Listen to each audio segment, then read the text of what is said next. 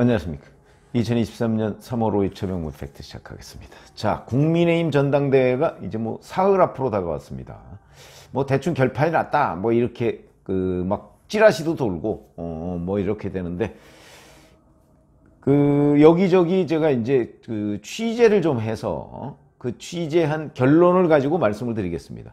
사실 이게 정확하지가 않을 가능성이 대단히 높은 것이, 왜냐면 당원들이 투표하는 거지 않습니까? 당심 100%, 민심 100%라면 뭐 여론조사 같은 것이 이제 위력을 발휘할 수가 있는데, 이거는 당심이기 때문에 지금 당원 명부를 각 캠프 진영에서 가지고 있는데, 그 여론조사를 뭐 했다는 얘기도 있고 또 아니라는 얘기도 있고 뭐 좀 복잡합니다. 뭐 일부 했다는 것까지는 제가 확인을 했는데, 거기에서 이제 워낙 또 이 차이가 별로 많지 않기 때문에, 그래서 단정적으로 얘기하는 건 어렵다, 이걸 전제로 취재한 결과를 말씀을 드리겠다. 뭐 그러니까 각 진영이 각자 유리한 방향으로 이제 설명을 했을 수도 있고, 그렇기 때문에 지금 누구도 단언할 수 없는 상황인데, 적어도 대표 경선은 뭐 김기현 의원이 당선이 확실시된다, 뭐 이런 거는 이제 충분히 짐작을 할 수 있는 대목이 있습니다. 다만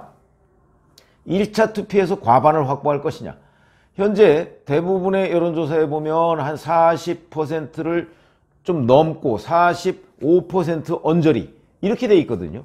그러니까 4명의 김기현, 안철수, 천하람, 황교안, 이 4명의 후보 중에서 김기현 후보가 1차 투표에서 50%를 넘기기란 힘들 것으로 보인다, 지금 이런 전망이 각 진영에서 나오고 있습니다. 물론 김기현 후보는 넘긴다 이렇게 얘기를 하고 있지만, 다른 진영 거를 종합해 보면 아마 결선 투표로 가지 않을까, 결선 투표에 가서 김기현 후보가 결국은 당선되지 않을까, 뭐 이런 전망들이 캠프 진영에서 나오고 있는 것을 종합한 결과입니다.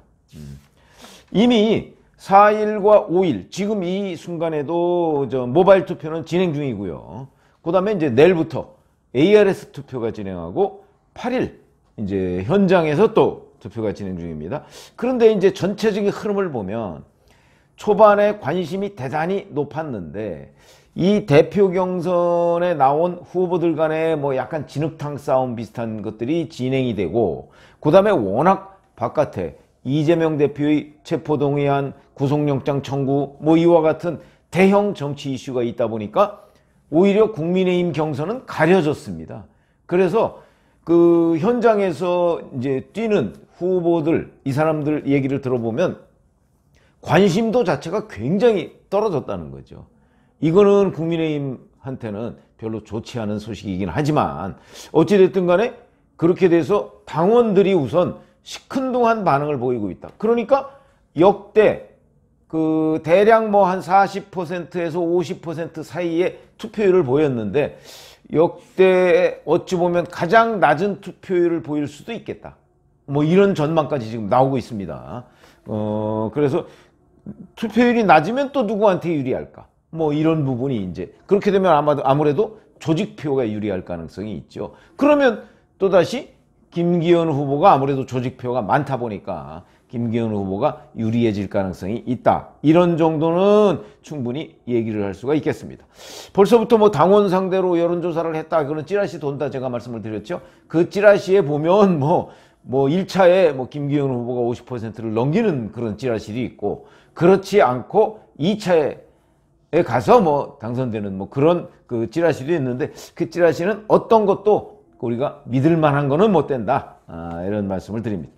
자, 이 못지않게 이게 1부 리그라면 2부 리그는 이제 최고위원 경선이죠. 사실 이걸 예측하고 맞추기가 훨씬 더 어렵다, 이런 얘기를 합니다. 왜냐하면 투표 방식이 다르죠. 대표는 1명을 찍는 겁니다. 근데 최고위원 경선은 2명을 찍습니다. 근데 2명의 뭐 1순위로 누구를 꼽았다고 해서 그게 뭐 가중치가 있고 뭐 2순위는 가중치가 낮고 이런 거 아닙니다.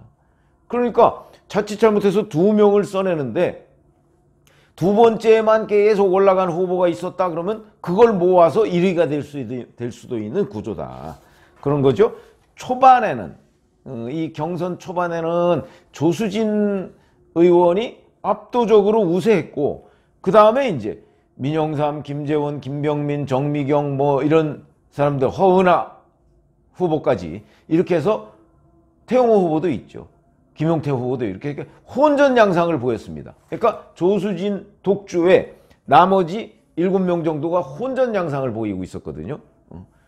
그리고 실제 지난번 1차 그때는 여론조사로 했었는데 당원 여론조사에서도 이와 비슷한 그 순서가 나왔습니다. 그때 아마 제가 취재하기는 뭐 1등이 조수진, 그 다음에 2등이 민영삼, 3등이 김재원, 그 다음에 이제 뭐 정미경 뭐 이렇게 이제 쭉 가고 뭐 이렇게 돼 있었는데 중반 이후에 상당히 변화가 있었습니다. 그러니까 조수진 후보가 약간 침체 국면으로 들어갔고, 반면에 이번 8명 중에서 유일한 TK 출신 김재원 전 의원이거든요. 유일한 TK 출신에다가 이번 그 8명의 후보 중에서 또 유일한 과거 친박입니다. 박근혜 정부 때 청와대 정무수석을 하지 않았습니까? 그렇기 때문에 유일한 친박입니다. 그래서 친박이 뭐 이 국민의힘 당에 다 사라졌다고 얘기하는 사람도 많지만, 그러나 아직도 일부 친박들이 남아있는 건 사실이죠. 그렇기 때문에 친박의 도움을 받고, 그 다음에 대구 경북, 영남권이, 그러니까 TK가 없으니까 대구 경북의 그 당원들이 굉장히 많거든요. 대구 경북 당원들만 따져도 수도권 당원들하고 거의 비슷할 지경입니다. 그 정도로 굉장히 많습니다. 그러다 보니까 이제 그 표를 몰아가고, 대신 김재원 전 의원 같은 경우는 수도권에서 좀 약하다고 하더군요.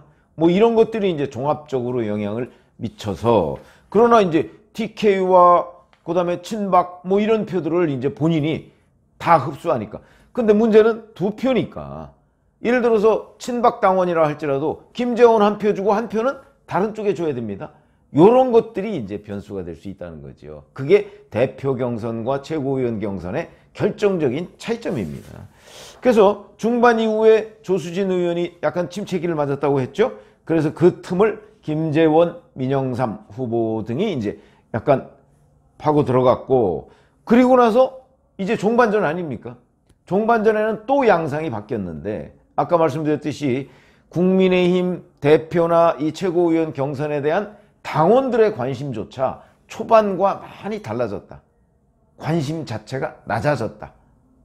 이거는 곧바로 그렇게 되면 이제 투표율 자체가 낮아지는 것 아니냐. 그러면 조직력이 힘을 발휘한다. 그러면 조직력이라는 건 뭐냐? 지금 이 순간에도 친윤계 중심으로, 친윤계가 아무래도 조직력이 좋죠. 지금 뭐 배후에 장제원 의원이 있다 뭐 이런 얘기도 많이 나오고 있습니다. 그러다 보니까 장제원 의원이 적절히 그 친윤계를 동원해서 교통정리를 한다는 거죠. 그러니까 뭐 예를 들어서 뭐 어느 지역은 누구를 좀 중심적으로 밀고 어느 지역은 누구를 중심적으로 밀고, 이게 교통정리가 어느 정도 돼 있는데, 그게 다 실질적으로 투표에 반영이 될지 안 될지, 그건 일단 반영이 된다고 이제 지금 믿고는 있는데, 그게 나중에 표를 정말 까봐야 한다 뭐 이런 얘기를 하는 사람들도 꽤 있습니다. 그래서 이제 최고위원을 4명을 뽑는데, 이 4명이 다 남성일 경우에는 여성 중에 그 최고 득표를 한 사람이 무조건 최고위원이 되거든요. 그런데 지금 4명 중에, 그러니까 각종 여론조사 등 아니면 각계 판세 분석 이런 것들 보면 조수진 의원은 4명 중에 들어가는 것으로 보입니다. 그렇게 되면 남은 자리는 3자리밖에 없는 거죠. 그래서 이 3자리를 누가 차지할 것인가 이런 건데, 제가 아까 말씀드렸죠. 각 캠프 뭐 이런 것들을 종합해 보면 대략 뭐 김재원, 민영삼, 그리고 막판에 김병민 후보가 조금 치고 올라왔고, 그 다음에 정미경 후보가, 또 정미경 후보는 뭐 약간 친윤도 아니고 뭐 중립을 표방하고 뭐 이래서 그런지 뭐 여기저기에 아마 그 2번째 칸에 채워질 가능성이 좀 있다, 이런 전망도 있더군요. 그러다 보니까 또 혼전 이렇게 되는 겁니다.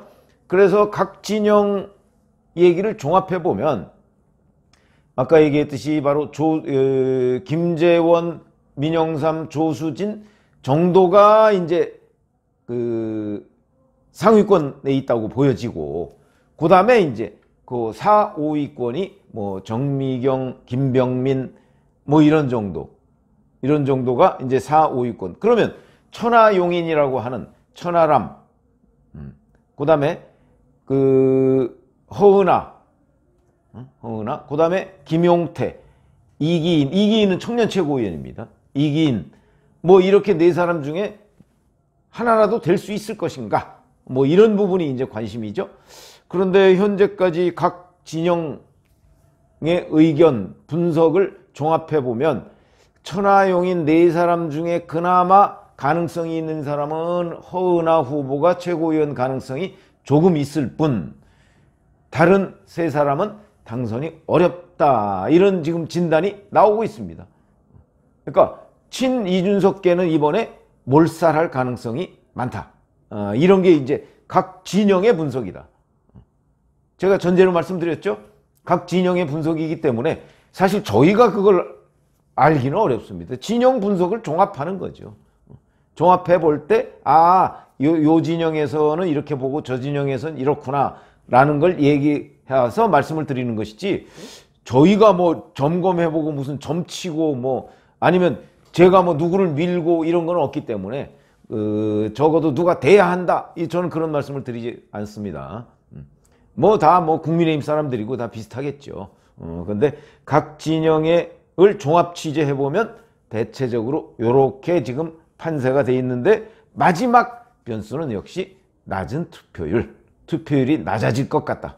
그런데 예상 밖에 투표율이 좀 높아지면 또 높아지는 데 따른 그 변수가 있고 뭐 이럴 텐데, 그래서 국민의힘 그 대표와 최고위원 경선, 이 어찌 보면 이게 마지막 판세죠. 지금 사흘밖에 안 남았으니까 그 마지막 판세를 점검해 드렸습니다. 근데 뭐 똑부러지게 누가 당선된다 이렇게 제가 말씀을 못 드린다고 했었는데, 그거는 뭐 이 상황 자체가 워낙 유동적이고, 당원을 상대로 한 여론조사가 설령 있다고 하더라도 자신 있게 말씀드리기가 어렵죠. 여론조사 틀릴 수도 있는 거 아닙니까?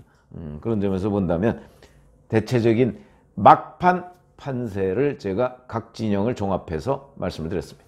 고맙습니다.